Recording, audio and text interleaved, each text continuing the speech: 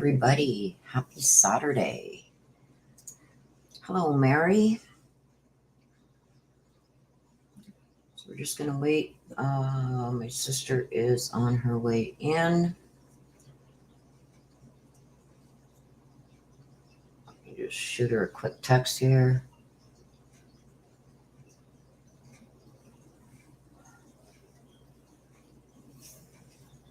Wait for a bunch of people to get in. I know this is a spur of the moment thing, but I promised you guys that I would bring.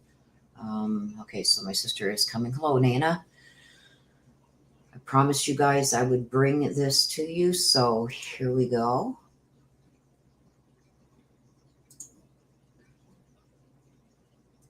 And as you can see running across the bottom of the screen, I am no fingerprint expert, but I'm going to try and make it make sense to those who don't have a good understanding about it. I'll be showing you some photos, stuff like that, to just so you guys understand a little bit. I know when we were going through the Barry Morphew thing, a lot of people were kind of worried about these fingerprints. I'm not so sure. I'm a little worried, but I'm not. It's depending on how the prosecution is going to do their job, and I'm kind of worried about that. Hello, Nana, Katerina, Capel, Missy. Thank you for being here. Des will be in shortly, so will my niece. Fluffy Hedgehog, hey. Peaches, hello. Susan, you're very welcome. Like I said, I try and keep the best I can, you guys, to keep my promises when I say I'm going to do something for you guys. Now, I did find a bunch of information on it that I'm going to share with you guys. Like I said, I'm no fingerprint expert, but this is going to explain a lot, okay? So you have a little bit of a better understanding about how these matches, hits, the different meanings, the core, the delta, the lakes, the islands. What does this all mean in fingerprint lingo? The difference between matches and hits, and how they decide if matches that they've got are going to turn into a hit. Stuff like that, I'm going to show you all today. So bear with me because I'm learning. I know a little bit about fingerprinting, but not in depth. So I learned a lot while researching this too, you guys. Hello, Mel W. K. Amari, hello. Git, Zoom social media, hello. Hello, hello. So again, just as you guys smash that like button, let people know that we are live. There's my sister. Good morning. Daring D, Dauntless Detour is my sister.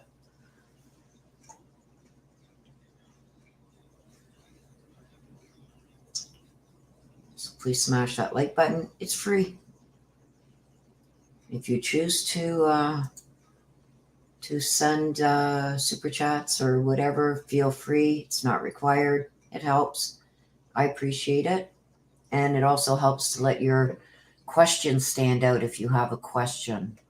It doesn't get lost in the mumble jumble. But that's totally up to you. It's not required. Please also make sure you have live chat chosen at the top of your screen instead of top chat. So that way you don't miss anything. Again, please smash that like button. We got 16 likes and 33 people in here. It's free, you guys. Come on. Take a lot of time out of my day to do this for you. Least you can do is give me a like, please. Not asking for much. So we're going to get started, you guys. Yeah, you just click that X, go out of the live chat, click the X, jump back in. You're not going to miss anything. You're still going to be able to hear me, see what's being put up.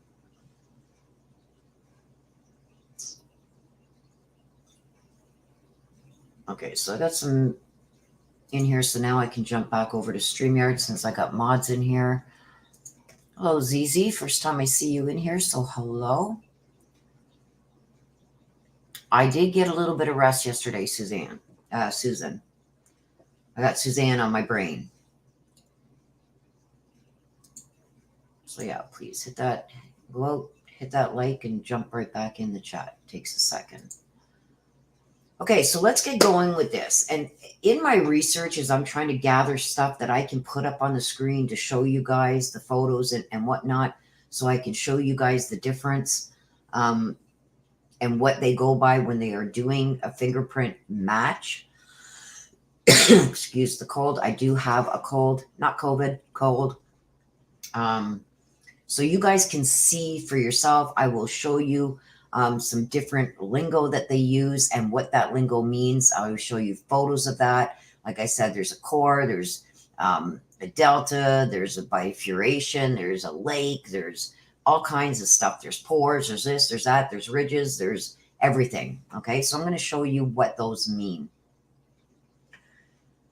And it's going to make you guys really question how important or not important these apparent fingerprints were. So just to give a little bit of a backstory, the defense in the Barry Morphew case is making a big deal about these partial prints that were found. Okay, they were found in the Jeep. They were found on her bike. If you've not checked out AK's channel, check that out. I'll get one of the mods to throw up the link for his channel. He has a picture there, okay, of Suzanne's bike. Within 30 minutes of being found, it's turned upside down. It's laying on some cement and looks like to be a garage. There transfers, you can transfer prints. Prints can stay around for a very long time. So which leads us to question these fingerprints. These fingerprints could be from anybody at this point, okay? The fingerprints could have been from somebody that they had at their home at any point in time, because there was fingerprints found in the bedroom. There was fingerprints on a step. There was fingerprints on the bike. There was fingerprints in the car. This could be one of Barry's friends. It could be one of their mutual friends. This could be somebody who tried to break into the house at another point in time. We got to remember there was no forced entry into that house. Okay. So taking that into consideration, okay, there was one case that was interesting that I came across when I was looking into the fingerprints, okay? And that was the case with Brandon Mayfield, okay? That was an Oregon man who was, because his fingerprint matched, it was not a hit, it was a match. And it matched that of an Algerian, okay, who had handled one of the Mandarin bombs when that bombing happened. He now has a legacy, okay, because a judge has ruled that partial prints cannot be used in a murder case, okay? The repercussions, and this is what he said, the repercussions are terrific. I can't speak. Are largely broad, okay? And this is from David L. Fagman, a professor at the University of California's Hastings College of the Law and an editor of Modern Scientific Evidence, okay, the Law and Science of Expert Testimony. And he says fingerprints before DNA are always considered the gold standards of forensic science. And it's turning out that there's a lot more tin in that field than gold. He said the public needs to understand that this judge declaring this is not to mix a metaphor with the, like, that the emperor has no clothes type thing. It's not to be confused, okay? And Mayfield's prints apparently were one of 20 similar matches. Okay, so to me, this shows the very real dangers of detectives not investigating further, and, you know, the evidence of fingerprinting, especially with partial matches, not being investigated further and just like turning their brains and just relying on huge databases of information to try and solve crimes. Okay. So with that being said, I'm going to go over to another thing that I found by Andrew Boyd, and he talks about the comparing the fingerprints, okay, in the today's whodunit with, he's with, I believe, the University of Houston College of Engineering.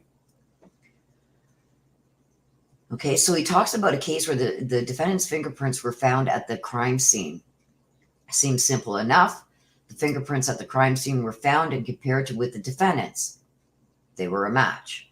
But exactly what do we mean by match? It takes engineering, math, and a little ingenuity to answer those questions, okay? Because fingerprints come from ridges on the skin. I'm going to bring up, let me just check so far to see if anybody has anything here that they want me to address or whatever. Okay, so I'm going to share you guys this. Just so you know what I'm talking about. Okay. So here you will see there's loops, there's whorls, there's arches. Okay. So fingerprints come from the ridges on your skin. These ridges form patterns. These patterns are called, like you see here, loops, whorls, and arches. If one print shows a loop, one of these, and another one shows whorls, which is more in a circular fashion, where these are more of in like an upwards looping like pattern. Okay, they come from different people. Okay, so your fingerprints are either going to be comprised of loops or whorls. So if one print, say your latent print, a latent print is something that you get from the crime scene, a print that is on something that you're going to take a copy of. Okay, so if a latent print has loops and the person that they think it may be has whorls, it's not going to be a match. It comes from different people. Okay, but if both prints show the loops or the whorls, they may or may not have came from the same person. Okay, so to find that out, this is where, and there's also arches too, okay, like this, where you see like they end and they join, they end and they join, they end and they join. They got a lot of deltas here. These are called deltas. I'll show you that later. A lot of endings, beginnings. There's some islands in here. There's a lake. I see a lot in this fingerprint here, as well as here too. I see where ridges end, where they begin. There's also distinct characteristics like here shown in the loops in this area here, where this could be a scar, a cut on the finger, some kind of injury that has altered the looping pattern. There's also bifurcations in here. But anyway, we'll get to all that, okay? So the ridges on our fingers do all sorts of strange things. They split, they come to an end, they form islands. But there's also minutiae, okay? It's a technical term in the world of fingerprints. We claim two fingerprints are the same if we can count enough of the minutiae that match, okay? And I'm going to go to that. I'm going to go to this, I believe, next. Let me see. Okay, so we're going to go to this one. Let's blow this up so you guys can see it. Okay, now the minutiae, this is what they talk about. This is a fingerprint. Somebody's, whoever it is, who cares, right? This is a latent fingerprint that they got. What they have to match to say that it is a hit, there's a 12 match guideline, okay? So when a fingerprint expert takes to the witness stand and says he is absolutely certain that two fingerprint matches are a hit. So I have a hit on the latent print that was found. There has to be 12 points, a 12 match guideline, which means the person who came up as a hit, to have a hit, you have to have 12 points from different areas of the fingerprint that match. They take, and they have to include these components. A crossover has to match, where you can see two ridges crossing over each other. Stuff like this here is good to use to get a hit. They're very specific things that have to match to say it's a hit. A core, okay? Now the core is a center or the line in a print. Okay, you look at the width. Is it thin? Is it thick? Different aspects of that core. Okay, there's a bifurcation. These are splits. See how this splits here and branches off. It's like branching off. Okay, you got the ridge ending, where the ridges come to an end. They don't connect anymore. They just come to an end. We see one here at the point. We see another one here. We see another one here. Okay. We also have islands, which are these little things here. Okay. These round black things. It's like they're in the middle. It's like a piece of a ridge that's in the middle, not attached to anything else. Okay. There's also what they have in this description like this. I can't see chat, you guys, so please, I will stop in a second once I go through this here. There's also what they call a lake, which would be like a huge opening in the middle of the island, okay, that does not attach to anything else. They call that a lake. It's not listed on here, but there is also a lake. There's also the delta. Okay, the delta is like a triangular formation. So delta, you can't really tell here because they got it. Let me find another one. See how this comes almost to like a triangular formation here, shaped like the top of a triangle? There's one here. There's one where you can see my pointer again right here. There's a couple in a row, 4 in a row right here. These ones are kind of smaller, not very close together, but these are wider apart. Those are called deltas. And then you got the pore, which is these little tiny, I'm going to blow this up even more. These little white tiny dots that are in the core. Okay? Those are pores within the core. So they have a lot of things within a fingerprint itself that they use to find a hit.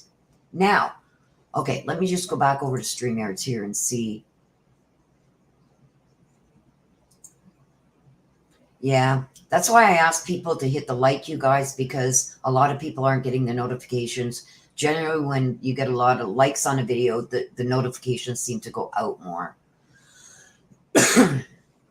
Hello, Leland. Nice to see you, my dear. Glad you are resting. Hope you're feeling good today, or at least a little better. Okay, let me just scroll up.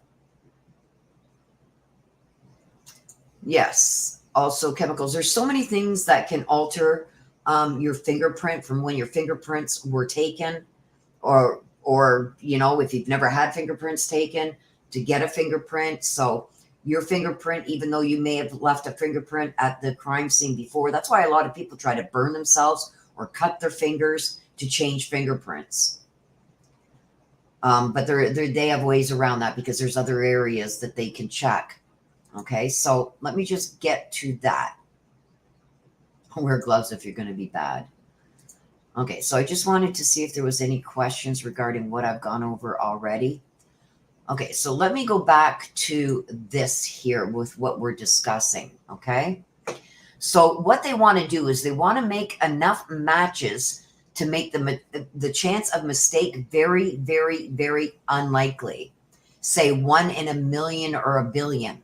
Okay, and most mathematical models predict a chance that this small or smaller with around a dozen matches. Okay, so when you get a partial match, here's a fingerprint. They may only have this part here.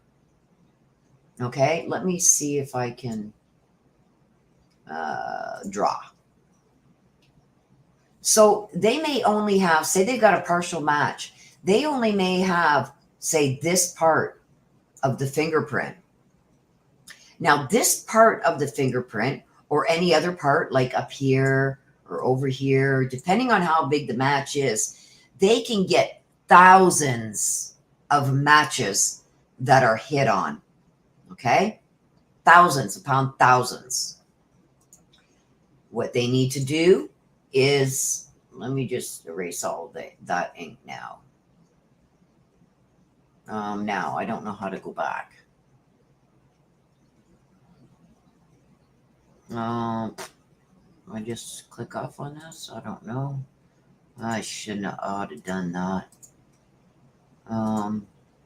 No. Let me see if I can go back to my picture. Okay, here we go. Oh, oh, here, dummy. I'm not good at this stuff, you guys. Okay, so here's our print again. So if they got a partial print,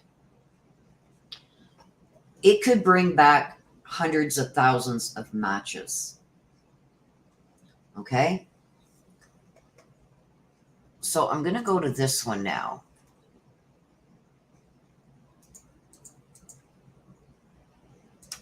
And this is just different showings of the major bifurcation, the ridge endings, loops, whorls. Okay? And you can see how different even these two fingerprints are. Okay? These are the arches, a lot of arching. Arches are caused by the ridges starting and stopping off and causing like a ridge effect. Loops tend to just loop around, okay? Whereas, let me just bring this down.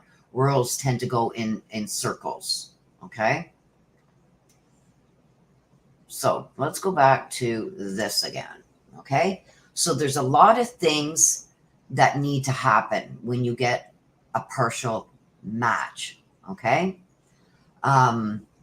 It takes an expert to go over this. So once they have this partial match and they can narrow it down by pulling those matches and going over them with either magnifying glasses or under microscopes or something, they have to continue to keep narrowing this down. And even then, 90% of the time, they cannot say that they got a positive hit.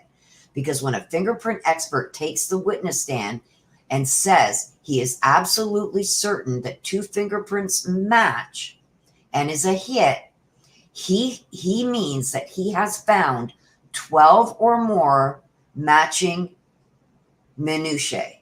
Okay? These are minutiae. They have to find 12 perfect minutiae, which means 12 of these from different areas of the fingerprint. Okay? They have to have absolute confidence. Okay, let me just look through the chat here.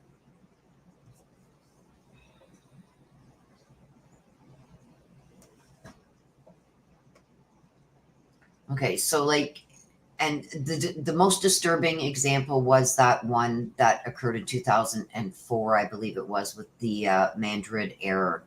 Okay, a fingerprint found, again, it was I guess a Spanish train bombing. It was compared against a database of fingerprints, okay, and the computers found one that looked like a good match. 4 experts, okay, asserted with absolute confidence that it belonged to that lawyer, but they were wrong. Okay, so, and they found out they were wrong when the actual bomber was apprehended. Okay, so what caused the mistake? The crime scene fingerprint wasn't a perfect fingerprint. It was a partial. But there was something else too. The print wasn't checked, in that case, against a small list of possible suspects. It was checked against a huge database of like 500 million fingerprints. So that meant that there were like 500 million chances to find a close match. And that's what the computer did. And the match was so close that 4 separate people, experts, checked that fingerprint and they still made a mistake. So that's how easy, you guys, a mistake can be made with a partial print. Now, I don't know if that still stands with what that judge had ruled, that partial prints should not be allowed. I don't know if that still stands, but I'm telling you, it's really scary.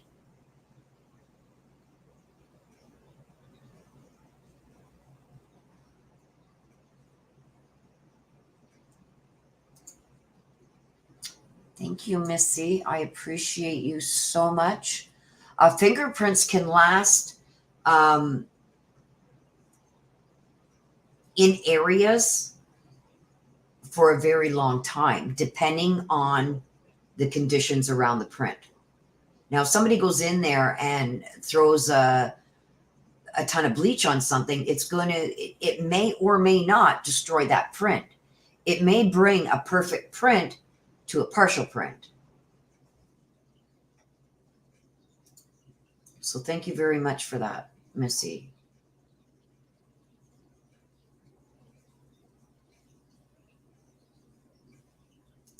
I mean, anybody and everybody, like, say, I didn't see the last part of your question. I was looking at other comments. Sorry. Anybody and everybody that was in that Morphew house, okay? Both before, during, I'm not going to say after, but before and during the Morphew owning it. So just before the Morphews owning it and during the Morphews when they owned it. Anybody that was in that house could have left that print. Okay? So that leaves a vast majority of people's partial print that could match. Now, the thing is, I don't know how well they've checked this partial fingerprint. There could be partial fingerprints that they found in the home that are not the same as what they found on the bike or what they found in the car. They have not really broke that down to us. Was this the same print? And is there a way that somebody could have done that purposely? Okay, so the thing is, why would somebody's print be inside the house with no forcible entry into that house, be beside her bed, on the stairs? Like, I'm sure if they're going to go with, oh, somebody came in the house and left those prints, I'm sure he's not going to bend down and touch the stairs. He's going to get in, get out, and get out as fast as he can. Get away from there. He doesn't know when Barry's coming home, or does he? There's just too much unknown for these prints to be able to be entered as evidence, in my opinion. I'm not a fingerprint expert, but I just wonder, with the way that I seen that bike and the way they placed that bike, who touched that bike, did they all have gloves? The way that it was, there's also fingerprint transfers that could happen. The way that they placed that bike in that garage or whatever it was that it was in, upside down with the handlebars and seat touching the floor. What else did it touch? Who else touched it? Those fingerprints on the bike could have came from somebody who did repairs on that bike. Same as the glove box, a mechanic. Inside the house, the fingerprints could have been from somebody who came in to do a repair, or people from the previous owners, or people that the Morphews had in that house. There's just too many variables with a partial print, unless they can say with 1,000,000% accuracy, we have a hit. A hit is indisputable. They can, to get an expert on that stand to say 100%, I can say that that print belongs to that person because I've got 12 sections here in this print that proves it's that person. And if they had that smoking gun, believe me, they would be saying it, and they don't. There's a lot of dangers in using partial prints. And like I said, that biggest example was that lawyer who was found guilty by a partial print.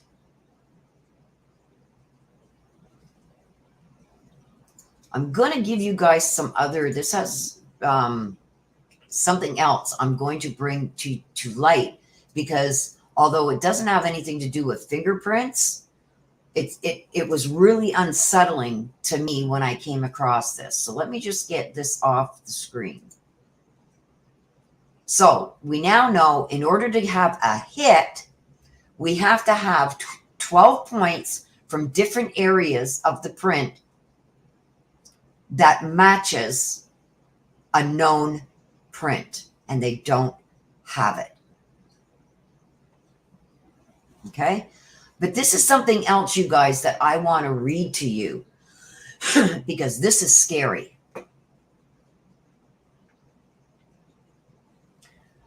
The DNA revolution has unsettling implications for privacy in today's world.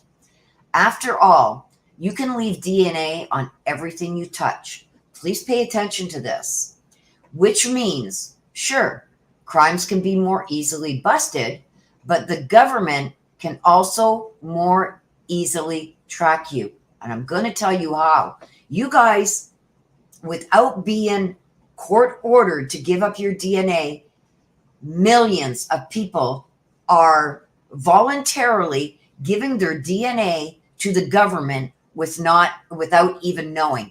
And this is how you guys are doing it. While it's fun to learn about your genealogy, your cheek samples can wind up in places you could never imagine. Family Tree DNA, a personal genetics service, in January admitted it was sharing their DNA database data with federal investigators to help them solve crimes. Okay? Meanwhile, consumer DNA testing from 23andMe announced that it was now sharing samples sent to them with the pharmaceutical giant GlaxoSmithKline to make novel treatments and cures. So what's happening to a society? So what happens to a society when there's suddenly a new way to identify people, to track them as they move around the world?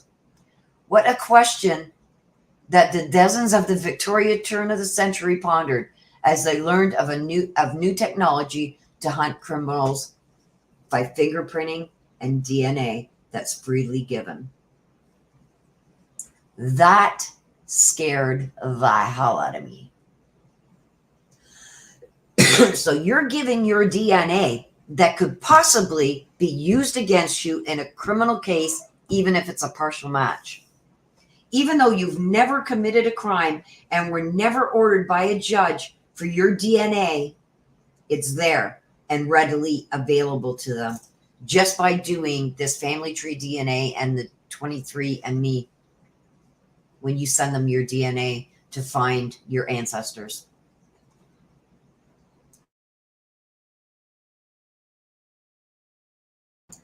How scary is that, you guys? Jack, yeah, it's terrifying. Terrifying. So I don't know how many of my subscribers have ever done that, but it's pretty scary. So the bottom line is, okay, that I don't believe that, from what I've read, that this possible match or partial match should be able to be brought in and used, okay? Because they need, it doesn't meet the specific criteria, okay? So the more matches that are found, the bigger the database of people that they have to go over with a magnifying glass just to eliminate any of those matches to a latent print that they've picked up, that they're speaking about in the Morphew case. Okay, so the more specific the criteria, which means the bigger of a print that you have, the fewer matches or possible matches will be found in the database.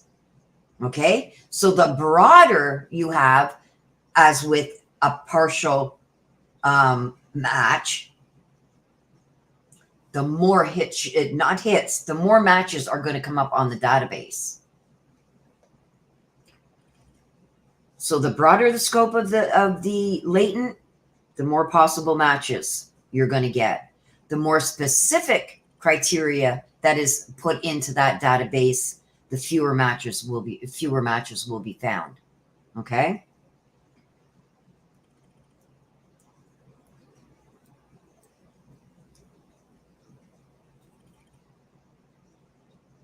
So what happens, you guys, is they get a latent print from a crime scene and they scan that, okay?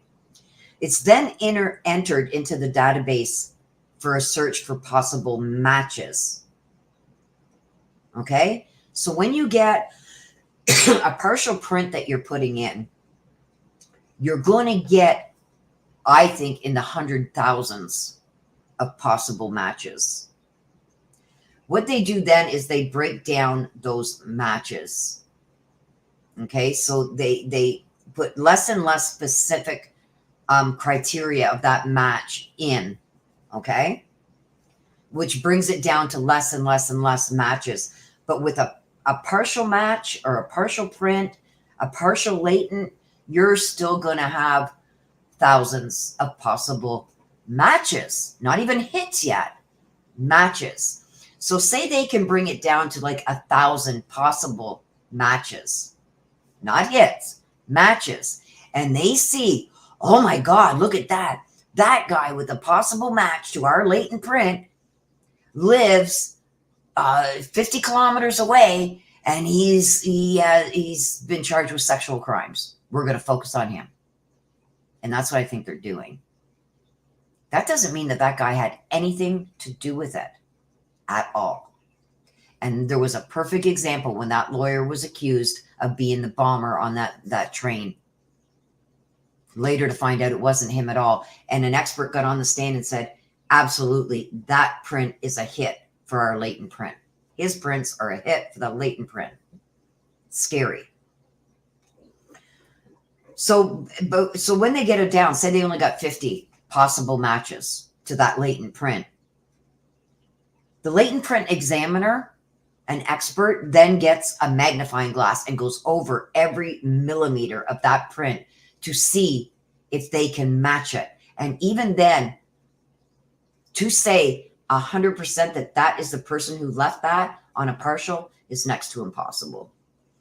So I hope that the prosecution has done their due diligence and, has really gone all out with figuring out these partial prints and done their due diligence, because they can have this thrown out. And I believe that because the defense is really focusing in on these partial matches and these partial prints, or these prints with partial matches, if that's what they're going on, their case just got a whole lot weaker.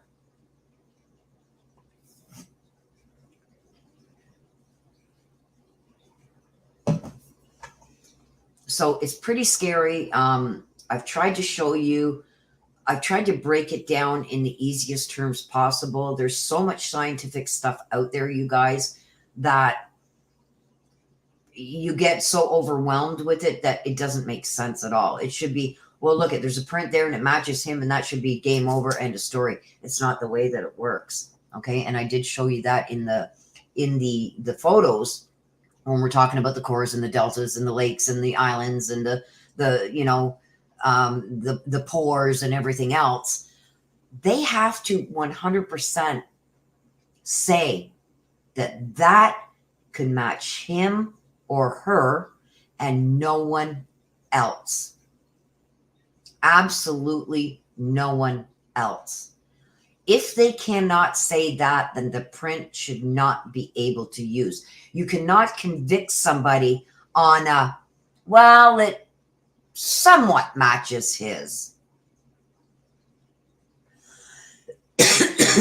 You know what I mean? Somewhat matching somebody else, especially in a first-degree murder trial, is not going to cut it. Because it could be you, it could be me that could be a partial match to that print. Right?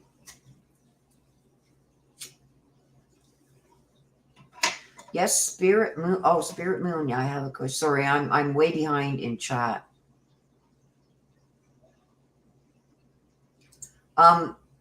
Whoops, sorry, hang on. Cat H says, match is not the right word to use. It is, because there is a partial match. which means by what the computer spit out, it probably spit out 15, 2,000, who knows how many partial matches it spit out. If they put that latent print into the machine and it spits out 1,000 possible matches, that's a lot, which means it's not a very good, that's not what you want to see come out of that machine. 10 maybe coming out, maybe, but it's showing that it's too broad the latent print is too broad. It's not specific enough, or doesn't have enough specific markers in it to come back with a hit. So it's showing you thousands of people that it could be, because those 1,000 people have similar ridges, cores, deltas, lakes, bifurcations, all kinds. There's thousands of people that have similar matches to that latent print. Okay, so where was I? Spirit Moon has a question.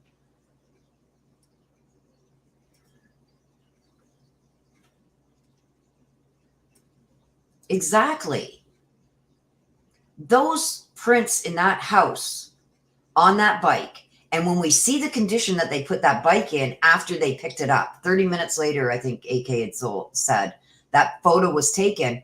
It was in a garage. They said they had prints on the handlebars and on the seat, and those things were touching other things where there could have been transfer prints put onto those parts of the bike. Nothing underneath it. Like, it wasn't put down on a clean sheet or anything else. It was put right down on the floor. Did they put it on a workbench first? Did they put it here? Did they put it there where they could have got print transfer? We don't know. Could have been somebody that was working on that bike that could be in those thousands of, maybe. Could be.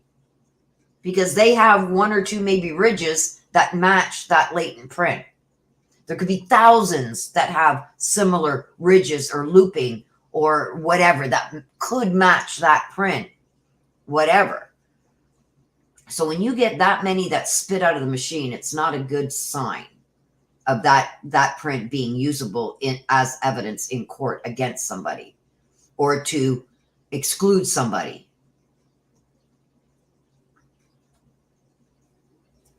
No, what it is, if they know for sure it's you, that's called a hit.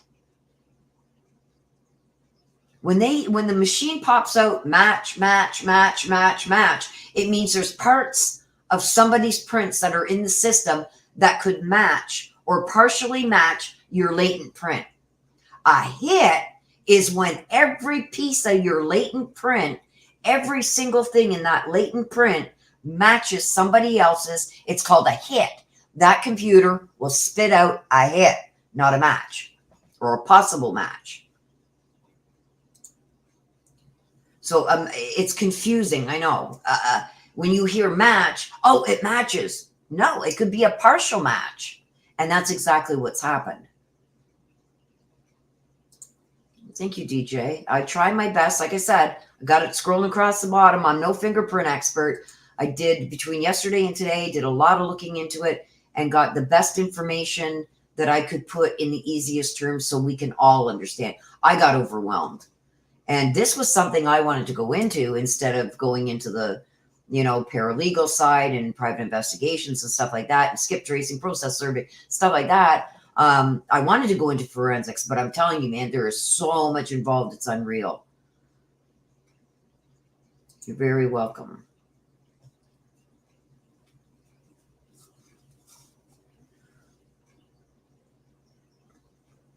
Okay, so I'm just scrolling through comments here, you guys. Just see if you guys have anything else in here that you're asking. So yeah, so it's kind of deceiving when they say, oh, we got a match on it. Okay, well, you got a match. Is that a partial? Is that a full match? But you don't have a hit. A hit would be your latent fingerprint came back with at minimum 12 matches from different areas of your latent print to somebody who's in the system, in the CODIS system. They don't have it. So they're going to try and run with this, which is so broad that it could be anybody. It could be you. It could be one of you in my chat. It could be me. It could be my mother next door. It could be anybody, because it's only showing when it's popping out possible matches, it's only showing that somebody within the system, if you're in the system, and my fingerprints are in the system because of me working in the legal field. It was a requirement. My print could pop up saying that I was in I've never been to Colorado, just for the record. But it could show up that there's ridges or cores or deltas or lakes or whatever in my fingerprint that match those in your latent print, in your partial. You know what I mean? So it has to be on a whole from different areas of that print, that 12 specific parts have to match. And they don't have it, because if they did, they would be all over it, and they would have somebody to go to and say, look at, why is your print on the bike, on the handlebars, on the seat, on the step, on the next to the bed, on the glove box. But they don't. That's why they have partial matches from different areas. The bike, inside the home on the stair, inside the home on beside the bed, and on her Jeep. Are those all from the same person? We don't know, because they're partials. They could be a mixture. The garage could have been open one day, and then them have somebody over looking at to fix the Jeep or something like that, and touched her Jeep and touched her bike. We don't know. Are those the same partial prints as the ones that are found in the house? Because they're only partial prints too. Is this somebody that Barry brought into the scene? Is this somebody that they brought into the scene when they had a party? Is this the prints in the house? Are these prints that were there from previous owners? Are the prints in the Jeep from previous owners, the bike from previous owners? They're only partial match. There's thousands and thousands of partial matches that came back on this latent print. Right? So I hope that the prosecution brings that up, really does the research on this, because I don't think that the defense is going to get an expert on that stand that says, I can tell you who it's not.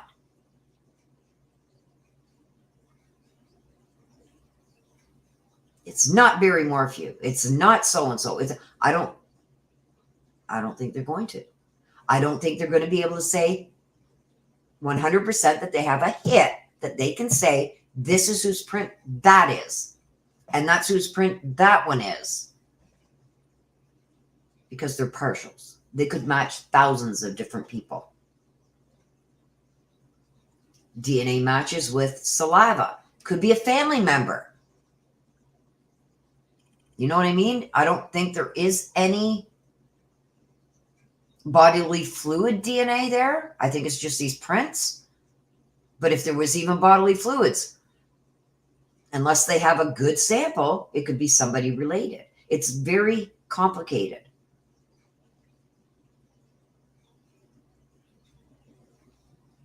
Yes. There's two prints. One could be, like I was explaining, one could be loops, one could be valleys, one could be the arches, one could be, it depends on which way the ridges are going in the fingerprint. That you can, I said this right at the beginning when I showed the picture. Hang on, let me see if I still got it here. I'll bring it up for you again. And that's a, hang on, let me just get this. Was it this one? No, the wrong one. Hang on.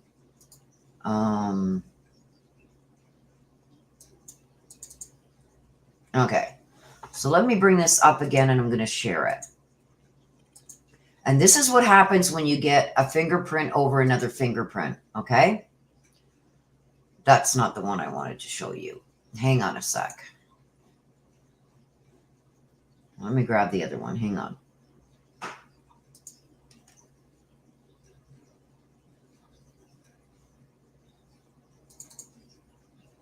Oh, that's not it. Sorry, you guys.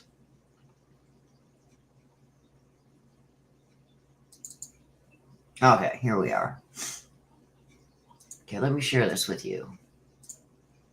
We will share. I should just keep this up. Okay, so say somebody gets in that Jeep and they leave their fingerprints. They leave their fingerprints on the steering wheel. Let me just take this comment off. Sorry. They leave their fingerprint on that steering wheel. Say I jump in to the Jeep and I leave my fingerprint. My fingerprints have loops. See how these are just like loops? They continue to go up and over and down, up and over and down. My sister Des jumps in the Jeep after me and she leaves her fingerprints. Her fingerprints are whirls. They go round and round and round. See, they're not loops like this. So you can 100% say there are two separate fingerprints. All of a sudden, Missy, sorry, I'm using you. Missy comes over and says, hey, let me go in and see how it feels. And Missy jumps in and Missy touches that steering wheel. But Missy's fingerprints have arches. You see the difference here between the loops, the whirls, and the arches. So if you have 2, 3, 4, 5 different fingerprints, okay, on that steering wheel, some are going to be loops, some are going to be whirls, and some are going to be arches. What do you got to do now? You got to group the two whirls together, okay, and you got to go under a magnifying glass to see if those two whirl fingerprints are the same fingerprint.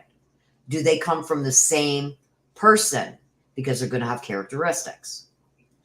The same as with the loops. If they don't have the same 12 spots, then they're from two different people. They're two different fingerprints with two different loop patterns. And on between the whirls and the arches. That's how you tell sometimes how many different fingerprints are at a crime scene. By the loops, the whirls, and the arches. That's number one. Then, say you've got 5 different prints there with loops. You got to examine all 5 of those prints to see if they are from the same person. Because there could be 2 people at that crime scene that have loops for fingerprints. Out of the 5, maybe 2 have loops, 1 has a whirl, and 2 have arches. Then you got to break that down and say, are the 2 arch fingerprints that are left there, are they the same person? It's very, very not only time consuming, but very, very monotonous. And you have to literally get in there with a magnifying glass. You see here, I'm magnifying this. You can't even see the pores in these fingerprints yet. But let me do this. Watch. See here? Where my pointer, I can start seeing pores now. See when you magnify it? Okay, we got a break here. What else am I going to see in here? We got an island here, an island here, an island here, an island here. We got ridge endings. See this? I think there was one I wanted to, where the hell is it? Here. Okay, so in this fingerprint, this here, this area, let me pull that down. Say they got my fingerprint. So many things match, but I cut up my finger. I got it caught like in a vise, would cause this to happen. I cut my finger on a knife, which would cause this to happen. I've got something else that happened. So many things can happen to fingerprints that can bring the percentage rate of it being yours down. So what happens if I cut open my finger, the print that they have of me from when before I cut open my finger isn't going to have this. So what they have to do is they have to go to another part of that fingerprint and make sure they have 12 points in this area that match. And they've got to do that in different areas of the fingerprint. Okay? Where there's no damage done to that area of the fingerprint to match it. Now, these pores, as you can see, all these little pores, the deltas, the islands, there's no damage done to the fingerprint here. You can't see any damage done to it. So if on my fingerprint, even though this is not showing on my previous fingerprint, all these areas are exactly the same. Okay? Especially with the crossovers and the size of the cores, islands. There's a lot of islands that are now added to my fingerprint because I injured my finger. But down here, if these all match, and they can do that in 3 parts of that fingerprint, if they can match 12 points within each area that has no damage done to it, then they've got a hit. Okay? I'm going to leave that there just in case any more questions come up regarding that.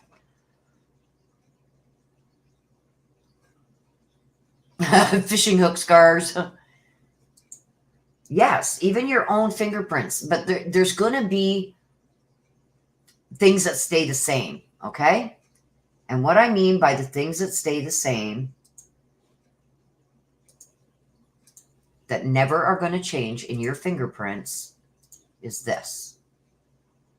Is whether you have loops, whorls, or arches. No matter what happens to your fingerprints, they're going to be one of those. Get your magnifying glass out and look at your finger. You're going to have either loops that just go around like this. You're going to have whorls that go around and round and round in circles, or you're going to have these arches. Okay? Trust me, I checked it out.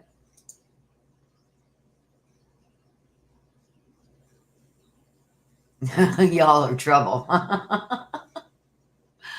Oh, you guys. You're very welcome, Leland. Like I said, I'm no expert in this field. I probably spent about 8 hours straight reading up on different things and getting, like I got 2 pages here of what I wrote down regarding it.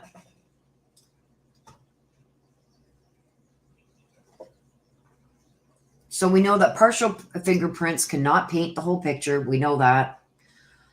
They can, however, narrow down a search, but they can also finger the wrong person, as we seen in that case with that train bombing, where a lawyer was found guilty of doing it until later, way down the line, they found when the real bomber was finally arrested, and he matched 100%.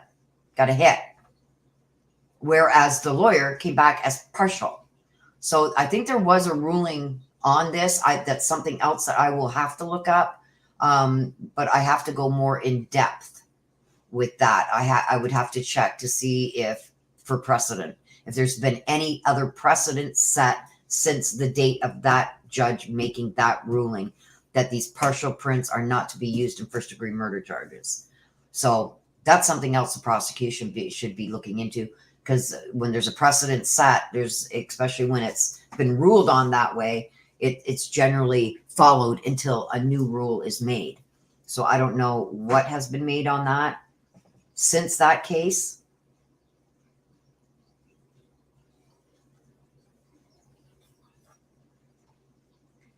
Yes, but they can also be very damning.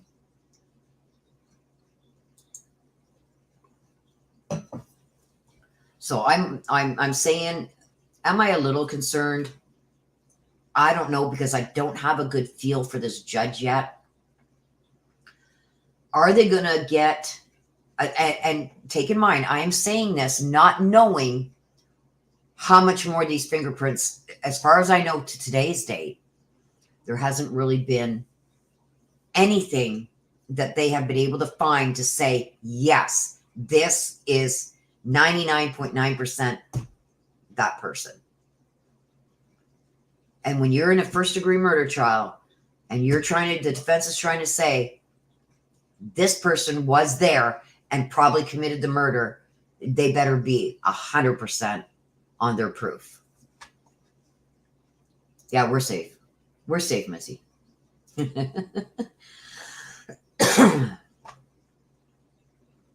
So interesting. Like I was humbled. I thought fingerprints, hey, well, they got a fingerprint. They gotta be having something. Well, come to find out, the more and more I looked into it, the more and more, when you're so tired and you want to fall asleep, but you're at a good part in the movie, so you just watch a little bit more, and then you'll watch the rest tomorrow night, but you can't because it just gets more interesting, and you can't put it down. Or a book. That was me with looking into fingerprints. I just couldn't.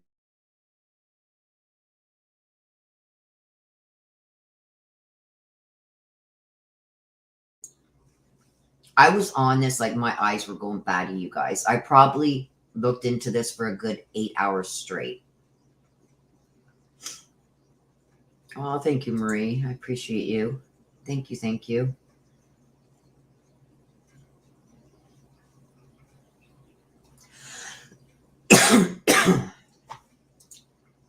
I don't know. It's interesting. But I know when you give up your DNA to all these ancestry and all that crap, they share that with the government. So without having a court order to get your DNA, like how when you've been found guilty of a crime, they can ask for your DNA. The court has to order it. Well, they're getting it without any orders because these ancestry and 23andMe or whatever it is sharing it all with them. They're also sharing it with pharmaceuticals.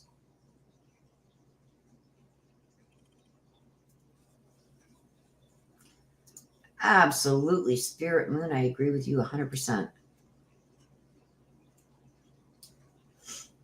Well, I'm hoping the expert is going to be on the prosecution side that says there's no way that they can positively rule anybody in or out with that DNA. The DNA being the fingerprint, and that fingerprint evidence is tossed. Because it could have been, like I said, even without all the scientific stuff, that fingerprint could have came from anybody at any time. The Jeep was bought used. The bike was bought used. There was tons of people in that house prior to the Morpheus buying it. Apparently, from what I heard, I haven't been able to find out for sure, but it was apparently used as an Airbnb at one point. It could have been anybody. Could have been somebody from one of their parties that they had, people that they'd had in the house. Could have been from anybody. So because they don't have a hit, I don't think that it's going to be able to be brought in.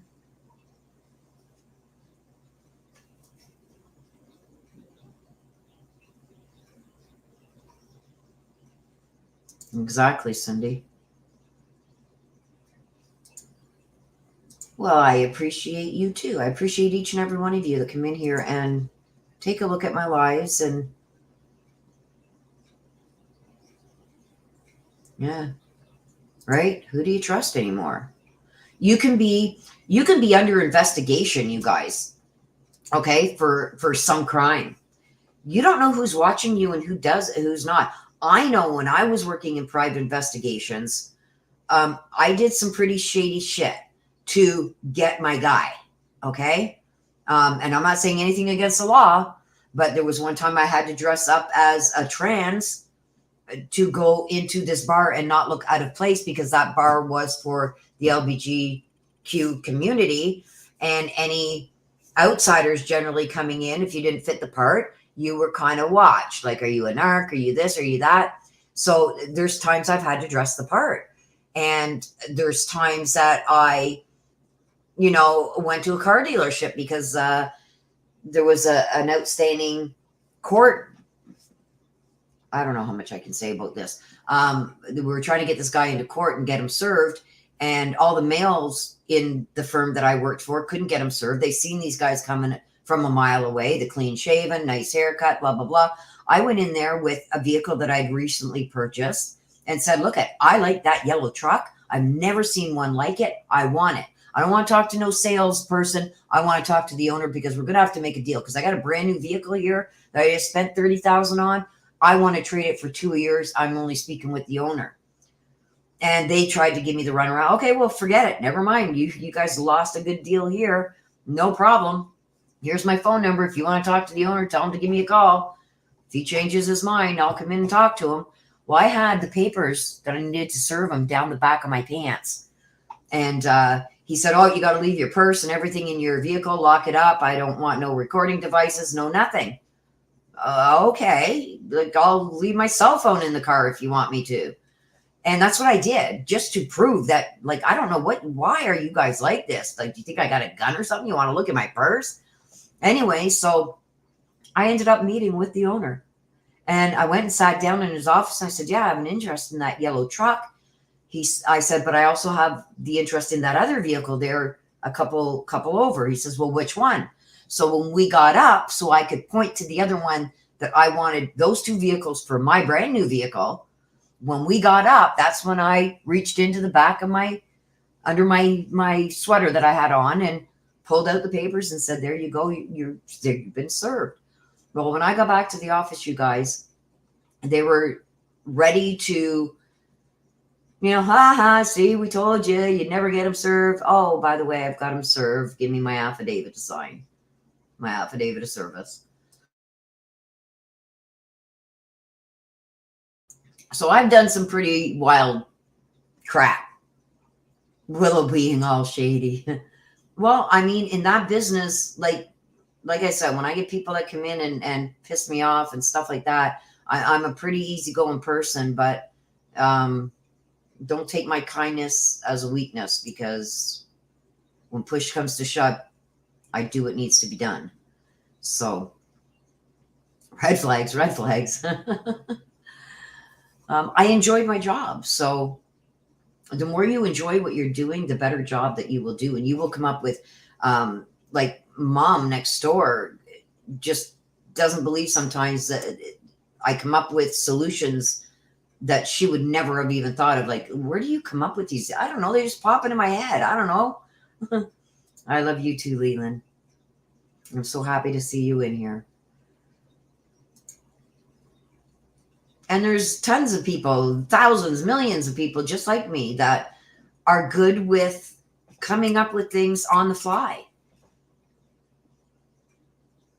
Shivani says, by the way, we have a blizzard. Talk about giant whirls, the snow crossing the whole sky.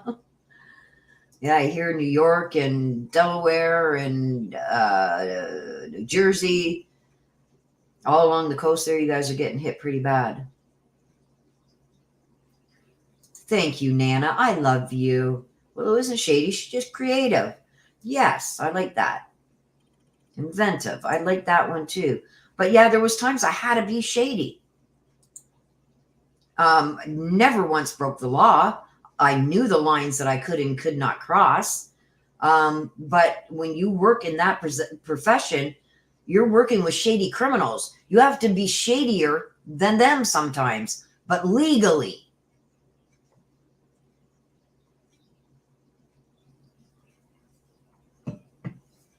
Regina says, New Jersey in the house. My sister is also in New Jersey. So is my niece. So yeah. You will have partial sharing of genes with family. Yes. Yep, you gotta do what you gotta do. As long as I'm not breaking any laws or crossing any lines, I'm good.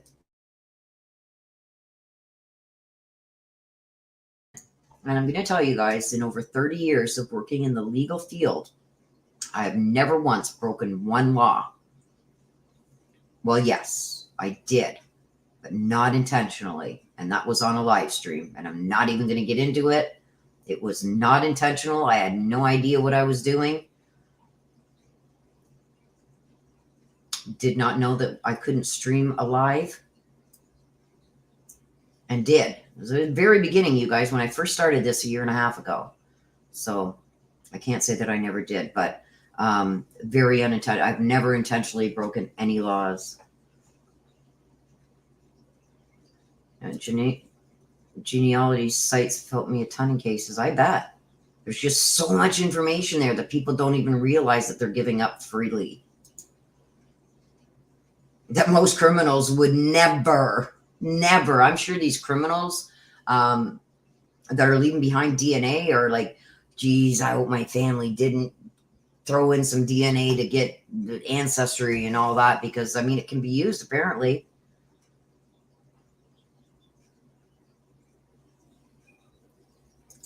Yeah, and it was like 3 minutes, and when I realized, oh my God, like I guess I had asked, oh my God, you guys, you would have howled if you would have been there. Apparently, I requested the judge add me to the stream, and he's going, who's Willow? And since that day, I've never used the name Willow. I was so terrified of getting chewed out. I've never used the name Willow since in a stream.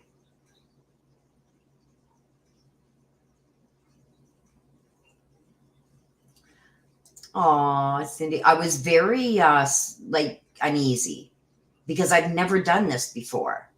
Live or recording stuff. It was always like I had people come into my home and I did readings, or I went to their homes, or I did group readings and stuff like that. So this was all so new to me. I'm telling you, if it was not for my sister, I would have probably given up because I had no clue what I was doing whatsoever. Sister, how do I show my cards? I don't know what I'm doing. How do I do that? Like, she helped me through everything, and thank God for her, because I knew how to research stuff and everything. And that's another thing. There's a lot of things I can't get because I'm in Canada. A lot of sites are what do you call that? I've got a block. It's not visible in my area. Leland, you would have howled, sweetheart. You would have howled. I had no, and it was all on live. You can hear me going, you guys, I have no clue what I'm doing. And then it was like, somebody said, or I think somebody in chat said, I clicked something, and it was all being shown on my stream, apparently, that I clicked on something and asked the judge to add me to the stream. And it's like somebody said, get out of there, get out of there, get out of there. And it's like, how do I get out? And what I did is I ended up shutting down the live, and oh my God, you guys, I didn't even know how to get out of it. I was a mess. But I tell you, I never did it again. Yes, she still has to help me on certain things. Like, wait till I get my earbuds. My sister's sending me some earbuds. Wait until I get them. She's going to have to walk me through everything on how to do everything, because I have no clue. I'm not a stupid person, but when it comes to all this newer technology, I usually have my daughter. A lot of you will have integrated with her in emails. She does a lot of answering of the emails. If it is specifically for me, she does send it to me. Thank you. I try very hard because I don't want to lie, because I don't want to be lied to. You know what I mean? So I try very much to be truthful. And when I make a mistake, I make a mistake. I own up to it. Whether I'm going to get in trouble for it or I'm not, I'm still going to own up to it. So did I make mistakes? Absolutely. It's all part of the learning process. I wish I would have learned on something other than that hearing, that I wasn't even supposed to be streaming, to ask the judge to add me to the stream. Oh my God, it was a mess. Oh, Missy, it's like, excuse me, it is bad. So my sister will say to me, hey sis, let's set you up now on no. I have a hard time, even the Twitter thing. I know how to do certain things. I know how to answer a direct message because the little envelope's there. I get a notification, so I look at the notifications, but sometimes I get a notification that somebody's made a comment on something I've said, but I don't know where to find where the comment was. So I've had to have help there. Thank God my daughter was here with me the other day when I had to check that stuff out. She knows how to get into, I don't know. I know how to post on there, post a tweet or tweet a tweet, whatever you guys want to.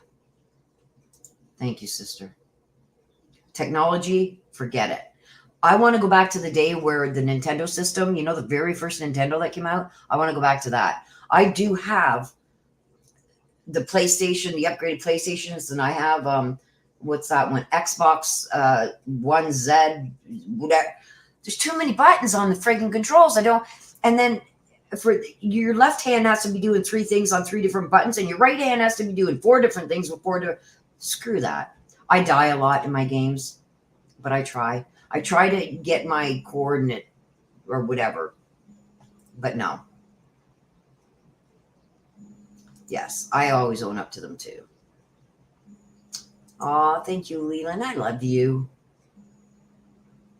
See that? Everybody loves Leland. There's no way you can't love Leland.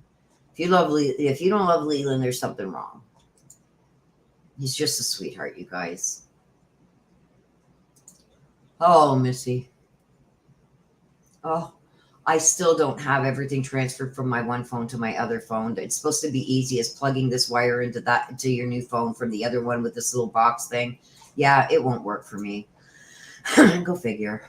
And if I try and do it, I'm going to end up messing something up. So the next time my daughter's over, I'm going to get her to transfer everything so I can reset my other phone so I can get a phone number, because I want to get a phone number that you guys are able to have. So if you want to call me or text me, you'll be able to. But I want to use my old phone for that and not my new one.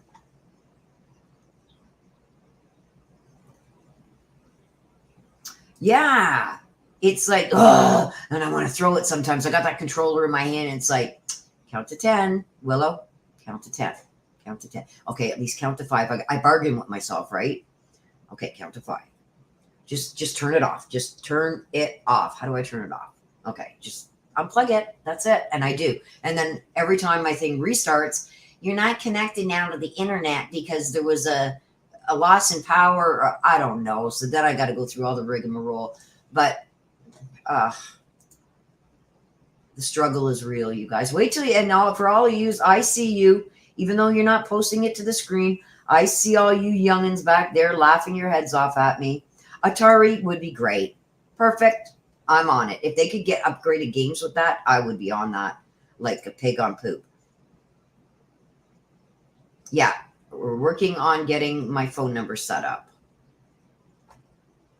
Okay, computers I'm not bad on. But it's the other things like this WebEx and the ZoomX and the this X and the that X and then stream it and put your streaming key and do this and no. I found an easier way to do it, and that's why I'm using StreamYards. I just got to share my screen, and even then I mess that up sometimes because for still images and that I can just click on it to share it. But if I'm going to share some kind of video where there's audio and everything, it's a whole different ball game. And they throw that loop in there just to keep you on your toes. And because I don't use it often or often enough, even though I've learned to come and use it, if I don't use it often enough, then I forget how to do it. And I forget how, oh yeah, I forgot to put my headphones on because if I'm sharing audio, I don't want an echo. And why am I getting echo? And I have to message my daughter or my sister. What am I doing? Put your headphones on. I'm telling you. My shirt turned. Ask me something that happened 40 years ago. I can tell you word for word. Ask me something that happened yesterday. Yeah.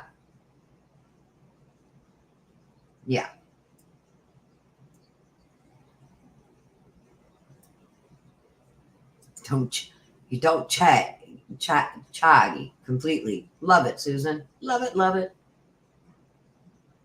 Perfectly imperfections. I love it. Perfect imperfections. Love it. We all have it. You got to embrace it. Learn to laugh it off. If it doesn't kill you, it's only going to make you stronger.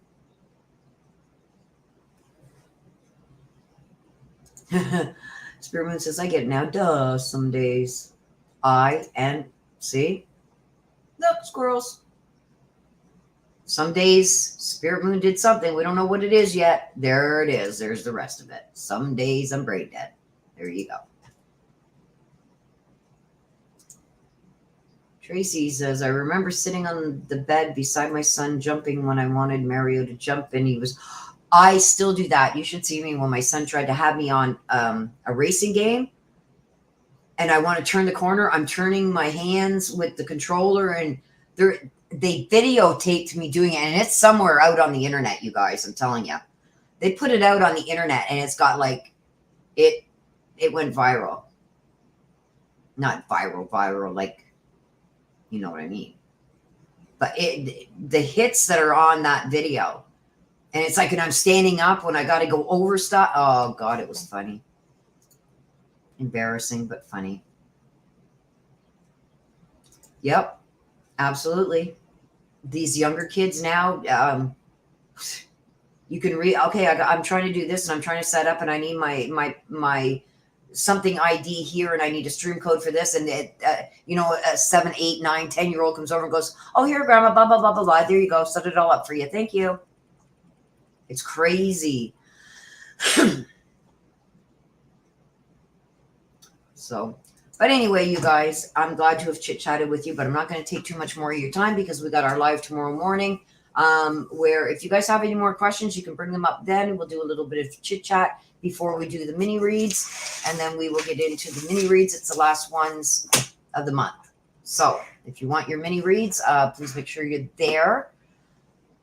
Check your phone as soon as possible. See that? I'm checking my phone ASAP. Sister.